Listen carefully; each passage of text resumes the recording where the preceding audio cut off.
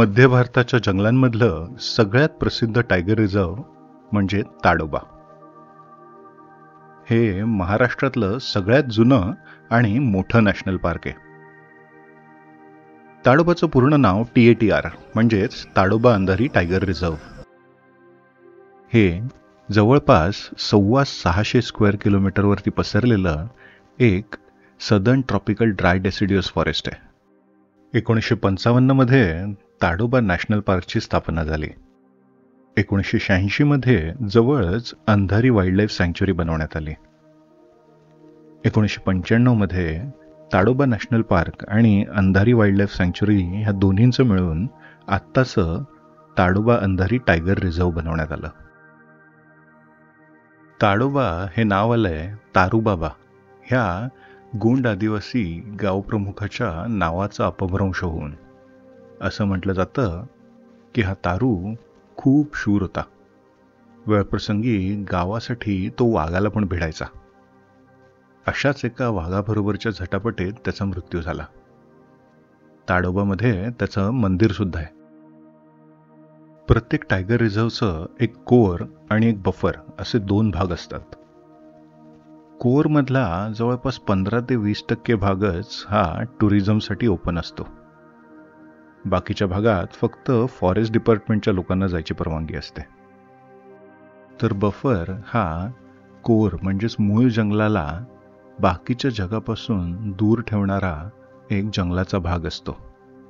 बफरमध्ये लोक राहतात, तिथे शेती होते, पण कोरमध्ये अशा कुठल्याही ॲक्टिव्हिटीज अलाउड नसतात. ही माझी ताडोबाची दुसरी ट्रिप. 10 वर्षापूर्वी 2015 मध्ये मी जेव्हा ताडोबाला गेलो होतो तेव्हा 5 सफारीमध्ये केवळ 5 ते 6 सेकंद आम्हाला वाघ दिसला होता. त्यामुळे ह्या वर्षी पण काहीच दिसणार नाही अशा तयारीतच ताडोबाला जायचं ठरवलं. ताडोबाला जायचं म्हणजे सगळ्यात जवळचं रेल्वे स्टेशन नागपूर. आम्ही विदर्भ एक्सप्रेसने मुंबईहून आदल्या दिवशी निघालो. नागपूर स्टेशनहून ताडोबा हे अंतर जवळपास 3 तासाचं. यासाठी आम्ही एक प्रायव्हेट व्हेकल हायर केली होती. जवळपास 1 वाजता आम्ही बुक केलेल्या अरण्य या होमस्टेमध्ये पोहोचलो. हा होमस्टे एखाद्या बुटीक हॉटेलसारखा होता. 3-4च रूम होते, पण ह्या होमस्टेची सजावट खूप छान होते. जेवून मग फ्रेश होऊन आम्ही लगेच संध्याकाळच्या सफारीला निघालो. आमची पहिली सफारी होती सिरखेडा गेटजवळ. आदल्या दिवशी इथे छान सायटिंग झाल्याचं कळलं होतं, त्यामुळे ह्या सफारीची उत्कंठा खूप वाढली होती. ताडोबामध्ये सफारी दरम्यान फोन घेऊन जायला पूर्णपणे बंदी आहे. आमचे ID कार्ड्स चेक झाले, आम्हाला सफारी अलर्ट झाली आणि आम्ही आमच्या पहिल्या सफारीला निघालो. आमच्यापैकी प्रसन्न आणि विक्रांत यांची तर ही आयुष्यातली पहिली सफारी, त्यामुळे ते दोघं तर खूपच जास्त एक्सायटेड होते. तर काविन हा आमच्यातला सगळ्यात छोटा पार्टिसिपंट होता, पण त्याचे हौशी आईबाबा प्रवीण आणि कांचन यांमुळे त्यांनी माझ्यापेक्षा जास्त सफारीज केल्यात. ताडोबाच्या सफारीतनं फिरताना एक खूप वेगळंच निसर्ग वैश्व बघायला मिळतं. काही ठिकाणी अगदी शुष्क भाग असतो, तर काही ठिकाणी हिरवीगार गवतांची कुरणं असतात. मध्येच एखादी छोटीशी टेकडी दिसते आणि काही ठिकाणी मोठे मोठे जलाशय दिसतात. सफारी सुरू होऊन अगदी 15 मिनिटं सुद्धा झाली नसतील तेवढ्यात आमचा गाईड आम्हाला एका अशा जागेवर घेऊन गेला जिथे V7 नावाचा वाघ अगदी पहुडून बसला होता. तो इतक्या जवळनं बघता आला की आमच्या टेलिफोटो लेन्समध्ये त्याचं पूर्ण शरीर सुद्धा मावत नव्हतं. मग त्याचे कान, श्वासाने हलणारे त्याचं पोट, ह्या सगळ्या डिटेल्सचा छान व्हिडिओ आणि फोटो आम्हाला काढता आला. आजूबाजूला जिप्सीज खूप आवाज करत होत्या, पण अजिबात त्याने आमच्याकडे ढुंकून बघितलं नाही. अपोजिट साईडला जाऊन आम्ही त्याचा फोटो काढायचा प्रयत्न केला, पण जाळीमुळे तो काही नीट दिसला नाही. गाईड आम्हाला मग वेगवेगळ्या वॉटर होल्सच्या जागा चेक करायला घेऊन गेला. थोडा वेळ फिरल्यानंतर आम्ही अशा एका पाणवठ्याजवळ पोचलो जिथे हिना नावाची वाघीण तिच्या 4-5 महिन्याच्या 3 कब्सबरोबर बसली आहे असं कळलं. बराच वेळ त्या पाणवठ्याजवळ थांबल्यानंतर त्याच्या एका कोपऱ्यातनं दिसलं की 3 पिल्लं पाण्याच्या आजूबाजूला खेळत आहेत. मी पहिल्यांदाच वाघाच्या इतक्या छोट्या पिल्लांना बघत होतो.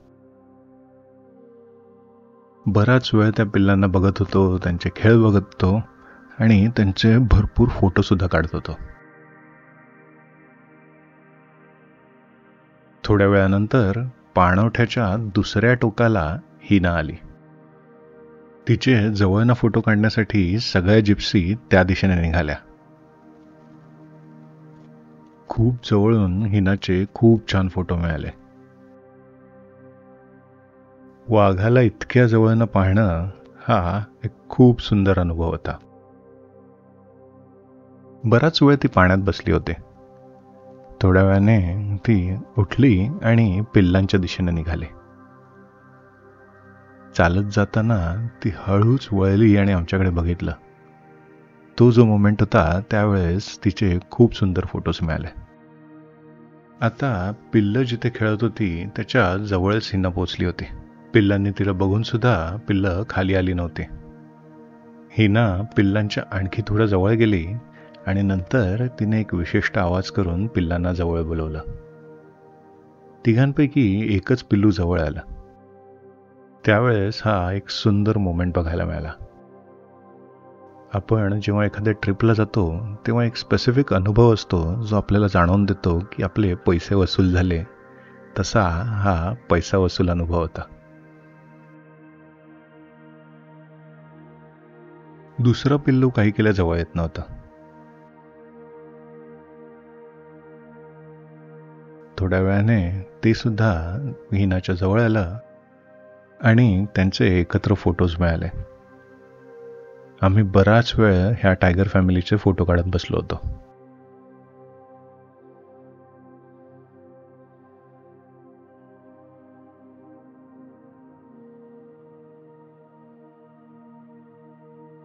आता थोडा उजेड कमी झाला होता, त्यामुळे आम्ही तिथून निघायचं ठरवलं. मेल टायगर्सचा चेहरा त्यांना असणाऱ्या छोट्याशा आयाळीमुळे खूप छान दिसतो. त्यामुळे V7ने आपल्याकडे तोंड केलं का हे बघायला आम्ही त्या डिरेक्शनला निघालो. ढग जरा भरून यायला सुरुवात झाली होती. वाटेत हा जंगली कुत्रा आम्हाला बघायला मिळाला. हा माझा ह्या ट्रिपमधला पहिला लायफर, म्हणजेच पहिल्यांदा बघितलेला प्राणी होता. अगदी सुंदर आणि क्यूट दिसणारा प्राणी कळपाने शिकार करतो आणि असं म्हटलं जातं, जंगलात ज्या प्राण्याचं नशीब खराब आहे तो ह्या जंगली कुत्रा म्हणजेच ढोलचे शिकार होतात. कारण वाघांप्रमाणे एका फटक्यात न मारता हे लचके तोडून तोडून पूर्ण कळपाने एखाद्या प्राण्याची शिकार करतात. V7च्या पॉईंटवर पोचलो, पण तो अजून तसाच पहुडलेला होता. तिथून आम्ही जसे निघालो तसा वाऱ्यांचा वेग वाढायला लागला. अगदी 3-4 सेकंदातच वाऱ्याचं रूपांतर वादळात झालं. खूप पालापाचोळा, धूळ उडाली आणि काही कळायच्या आतच पावसाचे थोडे थोडे थेंब पडू लागले. अगदी काही सेकंदातच निसर्गानं अगदी रौद्र रूप धारण केलं.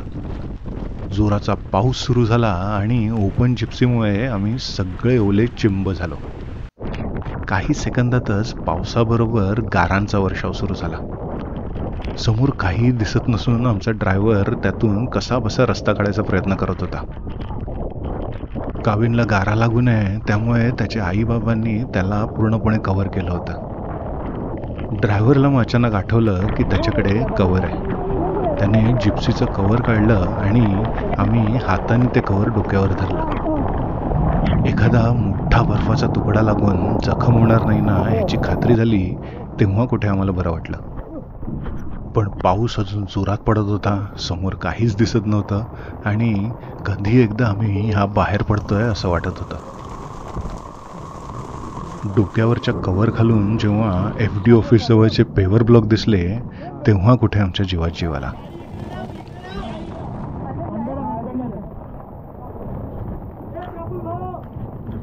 चिंब भिजलेले सगळ्या जिप्सीजचे टुरिस्ट FD ऑफिसमध्ये थांबले होते. आम्ही इथे पोचलो आणि तेव्हा कुठे पावसाने उसंत घेतली.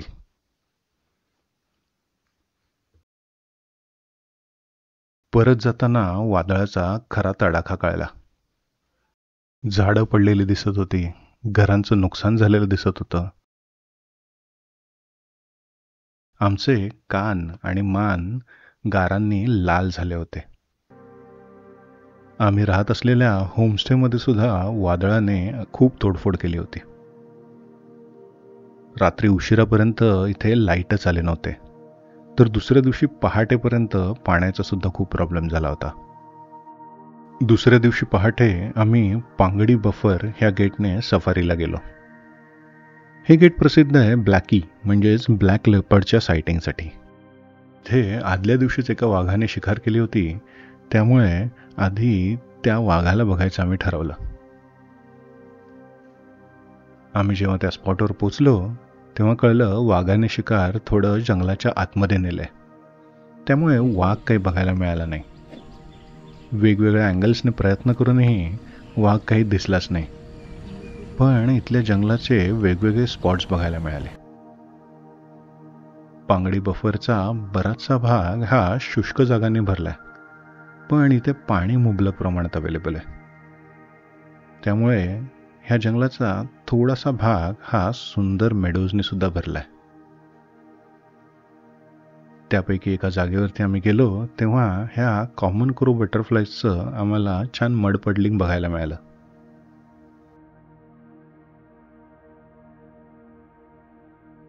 इथेच प्रवीणला माझा ह्या ट्रिपचा एकमेव बर्ड लाईफर दिसला, तो म्हणजे स्टॉक बिल्ड किंगफिशर. कर्कोचा म्हणजेच स्टॉर्क सारख्या दिसणाऱ्या ह्याच्या चोचीमुळे ह्याला हे नाव मिळालं. पांगडी बफरच्या कोपऱ्या कोपऱ्यात जाऊन आम्ही सफारीच्या शेवटपर्यंत ब्लॅकीला शोधायचा प्रयत्न केला. सफारीचा वेळ संपला, पण ब्लॅकी काही दिसला नाही. रिलेटिव्हली ही आमची ड्राय सफारी झाली. ड्राय सफारी म्हणजे जेव्हा आपल्याला वाघ, लेपर्ड, अस्वल किंवा इतर कुठलाही प्राणी सफारी दरम्यान दिसत नाही. या दोन्ही सफारीमध्ये दिसलेले इतर प्राणी आणि पक्षी म्हणजे स्पॉटेड डिअर, ह्याला मराठीत चितळ म्हणतात, सांभर, चॉसिंघा, ह्याच्या डोक्यावरती 4 शिंग असतात म्हणून हे नाव, बार्किंग डिअर, शिकारी दिसल्यावरती हा एखादी मोठ्याने भुंकल्यासारखा आवाज करतो म्हणून ह्याला हे नाव मिळालं, oriental honey buzzard, white eyed buzzard, crested serpent eagle, orange headed thrush, common kingfisher आणि Tickell's blue flycatcher. I hope ताडोबाच्या ट्रिपचा ह्या पहिल्या भागाचा व्हिडिओ तुम्हाला आवडला असेल. आमची तिसरी सफारीसुद्धा ब्लॅकीच्या शोधासाठी पांगडी बफर आणि चौथी सफारी कोलारा कोर ह्या झोन्समध्ये केली होती. तिथल्या माझ्या अनुभवाचा व्हिडिओ लवकरच शेअर करेन.